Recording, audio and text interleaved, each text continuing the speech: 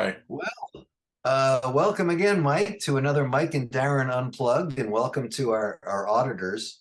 We are again hosted by our Master of Technological Competence, Genevieve Sugrue. Thank you very much. And tonight, I thought I would ask Mike the following question. So we have, you get to see it. We have already recorded one on things we think overrated. Hmm. And I thought we might try the opposite. Things that the overrated things are great things, they're just not as great, in our opinion, and our flavor as other people think. So these are things I think that we think are underrated. They're highly rated. They're just not given the full props that are in our judgment. And this can be a book, it can be an author, it could be a movement. If you want to do a movie, a director, a composer, it's all good. But I'm going to put you on the spot, Mike. Start us off with something you think is underrated and has not Well, gotten quite the this respect is a it great deserves. a great topic to sit around and have a drink with. I happen to have my drinking horn handy. Mm. And so little time, you wonder where to begin. I mean, after we talked about things that are overrated last time, constantly hitting me the next day were a whole collection of things. I mean, Proust. I mean, who could forget? But I did. All right.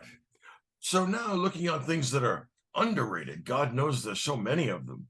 I want to talk about, uh, at first anyway, I have actually kind of a list, a laundry list. Two Canadian authors that I admire very much. The first is Robertson Davies. Mm. I think he's a first-rate novelist. He's written a couple of trilogies. His domain of interest and the complexity and sparse beauty of his novels are captivating. I am actually surprised that he was never given the Nobel. He should have gotten one for literature, in my estimation. I mean, he's Mhm. that good. So, if you ever look at the Deptford trilogy or, any of the other novels, they represent Canadian life, but they also have the element of the universal in them. Yeah. And so that's one of the things that I can't help but admire. Things are represented from a Canadian perspective without ever becoming provincial. So, I mean, the guy's a real master, and I think that it's a pity he never got his Nobel.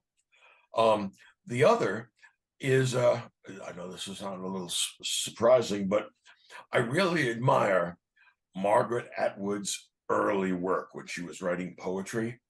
Her Mhm. early work was absolutely stinging, and she seemed to me in an awful lot of pain, an awful lot like Plath. well, yeah, I was just about to say Sylvia Plath. Um, Yeah. I don't think she's going to make it. I showed it to a friend one time and they said, no, she's going to take herself out. They were very dark poems, but they're also extraordinarily insightful and moving. I mean, there's something about the extremity of human emotion that lends itself to the extremity of human expression. And, Mm. she used to write, I mean, the stuff that I remember 40, 50 years since I encountered it, but stuff like, you fit in me, we fit together like a hook and eye, a fish hook, an open eye. Yeah, Right. please don't do that. Please, ma'am. My brain can only handle so much of such imagery. It's a little bit like Emily Dickinson's splinter of steel in the eye that Camille Paglia talks about. Good God. But I think her poetry is really underrated and not Mm. read as much as the novels. And I like the poetry better than the novels. I think that they show that a real big price has been paid for them. And I'm Mhm. so glad that she found a way out in creativity and in commitment to something, because I really worried about her. She seemed like one that was moving in a dark direction. I like the ones like Carlos Santana that make it. I feel bad about the ones that don't, like Jimi Hendrix. Yeah. Or, for that matter, Amy Winehouse. I was thinking about her too, actually. Yeah, yeah. I mean, she was so talented, and her life was obviously a train wreck. Yeah, And, a lot of people. And you could see it happening, and there was nothing you could do. Yeah. Other things that are underrated. You want to take a crack, or shall I go off?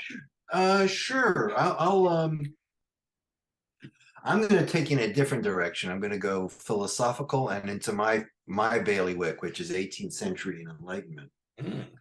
And I think he's highly rated, but I think seriously underrated is Bernard Mandeville. Oh, Um, yes.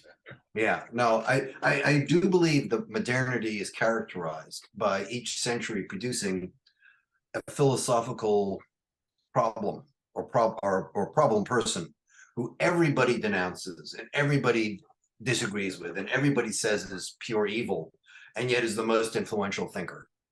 Yep. And everyone incorporates. And for the 16th century, it's clearly Machiavelli. And for Okay. the 17th century, that's definitely Hobbes. Okay. And for the 19th century, that's Nietzsche. Okay. And for the 18th century, people are afraid to acknowledge who it really is, and it's Mandeville. It's not Rousseau. It's not Kant. It's not even Hume. It's Mandeville. And his invention of consequentialism as an approach to morality fundamentally changed the world. It made evolutionary theory possible. It made economics possible. His outrageous rigorism, which is on the one hand tongue in cheek, very clearly worldly. I mean, this is the guy that Benjamin Franklin hung out with in London in his 20s. Yet at the same time, in its literal take, it's precisely the position of Immanuel Kant in the Critique of Practical Reason. And anyone who can do that, put together young Benjamin Franklin chasing after his best friend's girlfriend, and Immanuel Kant, the ponderous, in the same work, the ponderous man of God, freedom, and immortality, is pretty impressive. And he's also very fun to read. He's funny as heck. And what's the best? That's because you have a twist on it. Yeah. Well, as one interlocutor told him, a woman said, "Sir, you live up to your name. You really are a man devil." But she also said, "You are, to be fair, the wickedest writer in the English language, and you're not even English. You're Dutch, and you write better English, than any other philosopher of your time." And he is witty. I'm not saying that everyone would agree with everything, but as much as Hume denounces him, Hume clearly draws on him. As much as Hutcheson denounces him, he draws on him. Smith denounces him, but he's got whole paragraphs where he says, well, he wasn't that wrong. And it's very much like what people did with Machiavelli before and with Nietzsche after, which is, well, I'm not that, but you can't escape thinking that way. So for me, and again, he's not respected among economists. He's very highly respected. I mean, without him, there's no economics.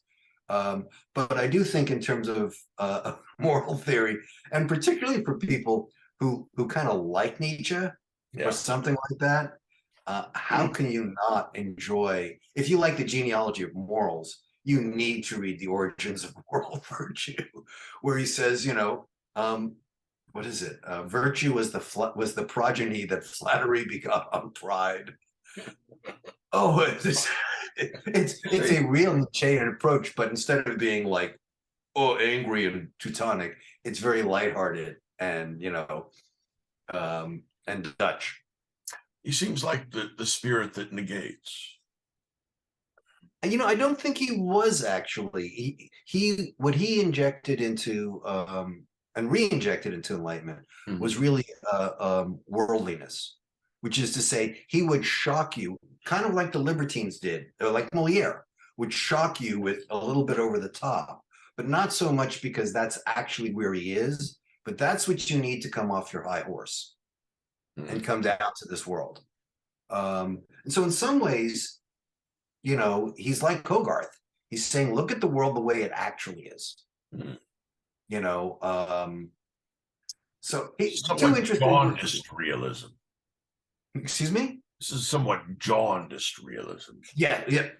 And that's what I mean by worldliness, right? That's that strain of you know, Cynicism. I don't know, it's quite cynicism. It's more like the world is, as any good Christian would say, as any good rigorist would say, a fallen place. And your biggest mistake is the notion that that in seeing it, you're better than that. Right? We're all fallen. Oh, And yeah. that's the deeply humbling thing, which is, hey, look, I'm Bernie Manville. I see the game. I'm no better. The fact that you've dragooned Manville in the service of Augustine shows just how deeply inspired you are. Because I think no two people in the world, except you and I, would conjure up such an improbable image. Except for someone who is either a well-read Mandevillian, Yeah, or or excuse me, a religiously minded Mandevillian, or a very well-read Augustinian, because his rigorism really is. I mean, this is what's really perverse. Fable of the Bees is a rip. I granted. For me, it's like a guilty pleasure, like the fact that I like Euripides, and I feel like I shouldn't, but I do. Same sort of thing with Aristophanes. Lots of big dick jokes. Well, okay. I mean, I know that it represents a ninth grade level of mental development and sense of humor, but the plays are funny anyway. So, I have guilty pleasures. Voltaire's Candide is one of them, and Manville, The Fable of the Bees, is one of them. What he's doing is trying to drive a wedge permanently between politics and ethics. And I know how hard it took, how much work it took to put them together in the first place. And I'm thinking, yes, I understand why this is brilliant. And yes, I'm impressed by how it works. No, I am not confident about the long-term result of such conduct. No, that's fine. I'm not necessarily extolling his views. I'm just saying they were really important and really insightful. Yes, and that's certainly true. You don't get the 18th century without them. That's certainly true. Yeah, I don't so I understand exactly how that's different from not extolling his views, but Oh, because in the same way that I think Machiavelli is profoundly insightful and deep, yet I don't agree with him. You're right. It's true. And that's part of what's fascinating about the modern epoch is it's defined by its darkest views. Those are the most influential. I mean, you think about it, Machiavelli, not a cheerful guy. Hobbes, the philosophy of cowardice. Mandeville, pure worldliness. And 19th century Nietzsche, the will to willing for the sake of willing, because I don't believe anything else anymore. Life is opera. Yeah. And not only opera, but bad opera. Yeah, right. Melodramatic opera. Right. Over the top Wagnerian opera. There are times when I read him and I really want to be able to bang the gong, like on the Gong Show, like take this shit away, start again. That's why he has so many subheadings, the different things you can read, because someone says, oh, please stop that. But I'm a person who increasingly has that feeling among a great many authors. Oh, please stop that. All right, so you're up now. Your turn. Right. Who do you want? All right. This is one that was noted by Harold Bloom, the late Yale literary critic, and he had read everything. I mean, the guy was really impressive. A lovely, learned gentleman. He included in his Western canon Isaac Walton's Guide to Fishing. So, wow. Yeah. Okay. The Art of Fishing. Isaac Walton's, or is it The Art of Angling? But Isaac Walton, it's a pastoral. And he says what this really is, I mean, he talks about the fish, but only like they're the people who live in the village with him. And he talks about their habits, and he talks about them as if, there's something out of what do you call it? One of those Hobbit novels, it's just that we have the fishes that live here, and in some way they're connected to the he doesn't say it, but the eternal natural perch or dace or whatever, trout. And he also tells us about the moral qualities of fish. For example, the pike is the tyrant of the fresh waters, as the salmon is the king. And then he tells you how to catch salmon, which are kingly, and pike, which are tyrannical. And he tells you, their various moral qualities, and they don't have to confess their sins on their own because they don't have the capacity to speak, but Isaac Walton does. And he integrates himself with nature. And he says the great thing about angling is that it's a completely simple activity, and you don't have to think about anything else, and you don't have to have any animus towards anything. There's no competition. You lift out the fish when you can, and it's a series of bucolic idyls. I mean, it's too lyrical and local to evoke Beethoven's Sixth. No big crashing and booming, no big rainstorm, but he's out there and it's a beautiful afternoon. And this is what life for Isaac Walton has been. So it's a little bit like the shepherd's idyllic poetry, the lyric poetry of ancient Greece. And I think that's what Bloom liked about it so much. And I agree with it. It's really beautiful. So that's an underrated book. Okay. Go ahead, take a shot. Well, I'm going to go with, again, it's highly rated, but it doesn't get quite the props I think it deserves, and that is Labyrinths by Jorge Borges. Yeah.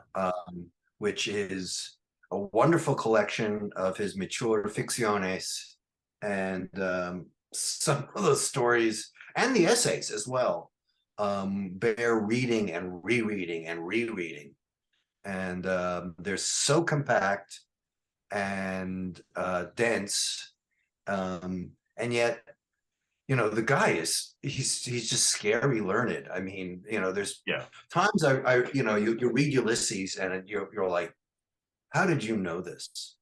You're you're from Dublin. Why are you writing about Abraham Abulafia? How do you know who that is? I mean, 1 out of 1,000 persons. There are Jews who 99% of the Jews don't know Abraham Abulafia. And you're writing, so that amazes me. And Borges does the same thing. Yeah. He writes about the ancient Greece, and then the legends of the Pampas, and then all of a sudden he's that crazy story of the opening one about Tlon. Orbis Tertius, yes. Oh my God, where a single encyclopedic entry has changed the world, and now we've all adopted Barclayan metaphysics. And the world's gone. And then the biting line at the end, when everyone's gone like into crazy metaphysics. Well, of course, in a century where you embrace Nazism and communism and socialism, anything's possible. Any crazy idea that gets you away from like reality, of course people are going to go for it. And it's when he finally gets to that level, it shocks you, because these are the things we grew up with and that are part of our furniture. And he says, you're in Tlon. You're actual, turn on the TV, that's Tlon. It has nothing to do with the boom, your head goes. And I just get that with so many of his stories. That's a very apt interpretation, it seems to me, and you're right. Borges is a truly universal writer, a man of great brilliance, and as in the case with some musicians, it seems that being blind or going blind has somehow sharpened the sound of language for him, in the same way that musical sounds are sometimes found intensified in those that aren't able to see. I mean, I think of somebody like Stevie Wonder. Yeah. I mean, so I think that this can be a kind of somehow his body and mind overcompensating for that in a particular direction. And damn, the results are outstandingly beautiful. I like Dream Tigers. There are a number of sets of Borges that I love, but The Economy, the best, or one of my favorite of his short stories is indeed short. It's it's approximately a paragraph, and it's called The Maker. And what it turns out to be is the self-described autobiography of growing up and eventually losing his sight as an adult, and then being able to create epic poetry. It's the autobiography of Homer. Maker. That's who because poesis means maker. Mm-hmm. You know, or to make someone who constructs it out of nothing. That's where it gets. So yeah, it's a shocking piece. Do you what do you think of Chekhov's short stories? I think they're underrated. I mean, they just knock me down. Yeah, though it's hard to think of Chekhov as underrated, but maybe you're right. He's just not that read as much. But he's, for I think he's given more credit as a drama. The plays, for the dramatist, right? Cherry Orchard and stuff like that. That's true. But his short stories are both nimble and clever, and they have that unsoundable depth that you get with some Russian authors. You know who I was just thinking of for the short story? Gogol. Yeah, Dead Souls. Like The Nose or The Cape. These like crazy, insane. I mean, the novel is good. Dead Souls, very good. But the crazy novel he wrote about the Ukrainian Cossack, whose name I forget. That's it. Oh yeah, that's it. And it's roiling, and it really captures the flavor of a crazy moment at a time. But I actually prefer his short stories too. And they're. I mean, I think he's actually the in those short stories inventing magical realism. I think he long precedes Bulgakov, much less Borges and but for him it's miraculous realism. As you know, in his short story, the student said, when he was coming home from seminary and stopped among women, and they were weeping, just like they had 2,000 years ago. And all of a sudden, I mean, it transformed him. I mean, that's such an unbelievably powerful story. Now, I wouldn't call that magical so much as I would call that in the tradition of Russian Orthodox literary apologetics. Because he says, no, what he's saying is, look, this guy's had a religious transformation. And he did it as a result on Good Friday, going home, as a result of watching women weep the way they used to. And he asked him why they're weeping. And he says, because it's Good Friday and Peter's denying Jesus. And in other words, time is abolished. And he said, it seemed to me that when I pulled on one end of history, I saw the other end shake. Well, since we're dealing with Russian mystagogy, yeah, I'm going to throw another one in there. And it's a great book and it's well respected, but I think it's underrated. And I think actually Harold Bloom discussed it in one of his last books and rated it highly, but not highly enough, because he doesn't like Russian mystagogy. He's got a little bit of a thing. Understandable. And that is Bulgakov's Master and Margarita. Yeah. Which I actually think is one of the truly great books of the 20th century. I agree. The Russians always have something dark to introduce, and that we get an outright devil in a century that seems, how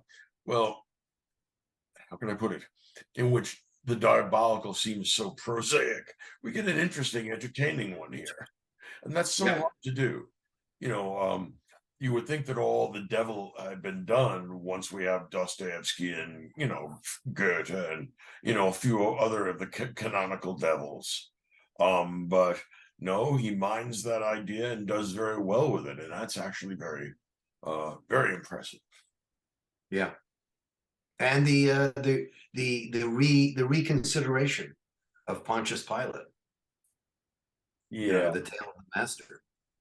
I always like the people who, with good conscience or bad, try and enlist Pontius Pilate and Jesus on their side. Now, if you will get a chance to look at, here's something that's overrated, but I just can't leave it off. In his short essay, a couple of parts, called Utilitarianism, John Stuart Mill assures us that Jesus was a utilitarian. Of course he was.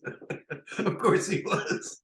Yeah. No, He I wanted the thought he greatest said, happiness for the greatest measure, the yeah, greatest well, number. I thought that it said in scripture that Pilate said, well, look, it's better that I kill one than a whole bunch of guys die in a riot. I thought that he was the utilitarian, but the need to enlist admirable people, could be Jesus, could be Shakespeare, on anybody's particular side, makes them actually kind of gullible when it comes to evidence. Mm. Everybody wants, look, there's the Catholic Shakespeare, the Protestant Shakespeare, the vegetarian Shakespeare, the royalist, the military, fill it all in. And that's even more true about Jesus. He's a hapax. Okay, your turn. My turn. Okay. Yeah. Turning to one of my favorite novels of the 20th century, Mm. The Magic Mountain by Thomas Mann. Okay. What I like best about that is the response by the Marxist critic, the great, genuine Marxist intellectual, Georg Lukács. Right. I really like Georg and Thomas because even though they disagree with each other and could not create any agreement about politics, I would say that it's very funny that Lukács was so positive, saying that The Magic Mountain was the greatest of the bourgeois novels, right? And even greater than Joyce, which wouldn't be directly accessible to him, whereas Mann is. That's a big part of the connection between them. But in Mann's novel, one of the characters is Georg Lukács, right? He's not called Georg Lukács, but it's a caricature of Lukács. And what's really funny about this is that Mann thought that this would be the end of his friendship with Lukács in the same way that Dr. Faustus, the novel, was the end of his friendship with Schoenberg, because how can I put it? The nihilistic protagonist of the novel is a Jewish Jesuit named Naphtha. Right. Right. And he wears these elegant cloaks. He's really wealthy, and he's up on the Magic Mountain, healing from God only knows what disease. But he insists on advocating all kinds of counter-enlightenment stuff. Right. Right. It's the anti-Settembrini. Yeah, that's right. That's right. Settembrini is our alternative. Right. And the greatest single scene is at the end of in the book, but also arguably in 20th century literature, is the duel between Naphtha and Settembrini. Now, Lukács thought this was an amazing thing, and it is, except that Mann was actually creating a literary caricature of him, and he couldn't see it. And here's a very careful reader with a very large theoretical apparatus to bring to literature, who sees everything but what everybody else sees. And there's something terribly ironic about that. Remember what I say more than one time in the course of the lectures, every insight is partial blindness. In this case, Lukács's partial blindness is ripplingly funny because it's about him and what a crazy Jewish Jesuit a kamikaze he is. And Well, I think, I suspect he read the not to destroy this for people who haven't read it. He read not this taking or action as an act of defiance, whereas I think Mann intended it as an act of cowardice. Well, Settembrini takes a first act. I mean, we'll not ruin it for the audience, and that's his act of principle. right. And that should take a different act than he takes, but he doesn't have the stones to do it. So he does something even more horrific that destroys Settembrini. But I think, for Lukács, he thinks that act was well thought out and careful. He trumped him. Whereas I think for Mann, especially when you see the end of the novel when he dies in the ditch, no, that's just cowardice. That's what the whole century screwed up. I think that's a very good point. I think both of us could recommend with the full 5 stars Mann's Magic Mountain. Yeah. I wouldn't call it underrated. It's genuinely great by any estimation, but it's one of the truly great experiences in 20th century literature.